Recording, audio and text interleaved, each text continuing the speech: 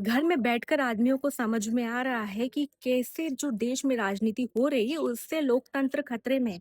लेकिन इनको बिल्कुल घर में बैठ के ये समझ नहीं आ रहा कि इनके घर में जो राजनीति हो रही है ना, उससे इनकी शादीशुदा जिंदगी कैसे खतरे में है, वो इनको समझ नहीं आ रहा। कोई नेता ने कोई बयान दिया, इनको फौरन समझ में आ जाएगा इसके राजनीतिक मायने क्या है, नेता ने कितना गलत बयान दिया, उस पर फेसबुक पे लिख देंगे, इंस्टा पे लिख देंगे।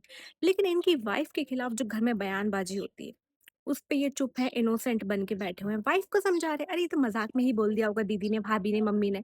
और नेता ने बोल दिया, उस पे ये बड़े एग्रेसिव हो जा रहे हैं। लेकिन इनकी वाइफ के खिलाफ कोई घर में कुछ बोल दे, इनको कुछ फ़र्क ही नहीं पड़ता। ट्रम्प, ट्रम्प कहाँ बैठा है? ये यहाँ बैठे हैं। इनको पूरा समझ में आ रहा है ट्रम्प की राजनीति।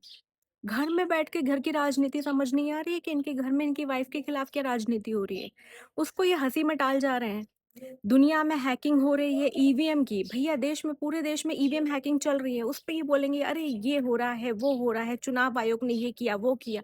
और इनको समझ नहीं आ रहा है कि इनके घर में बैठ के इनकी शादीशुदा ज़िंदगी की हैकिंग हो चुकी है।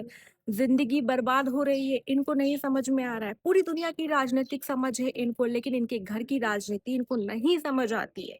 ये बिल्कुल उसी तरीके की है जैसे राजनीतिक पार्टी को दूसरे के घर में पूरी कमियाँ दिखती है, पूरी प्रॉब्लम दूसरी राजनीतिक पार्टी में दिखती है, लेकिन अपने घर में नहीं दिखती है ना, मतलब अपनी पार्टी में नहीं दिखती। सेम इनके साथ है। पूरी दुनिया की राजनीतिक समझ है दुनिया के हर आदमी को, लेकिन अपने घर की राजनीति में ना इनको पता नहीं चश्मे लग जाने चाहिए इन आदमियों को। नज़र दोष हो जा रहा है इन लोगों को।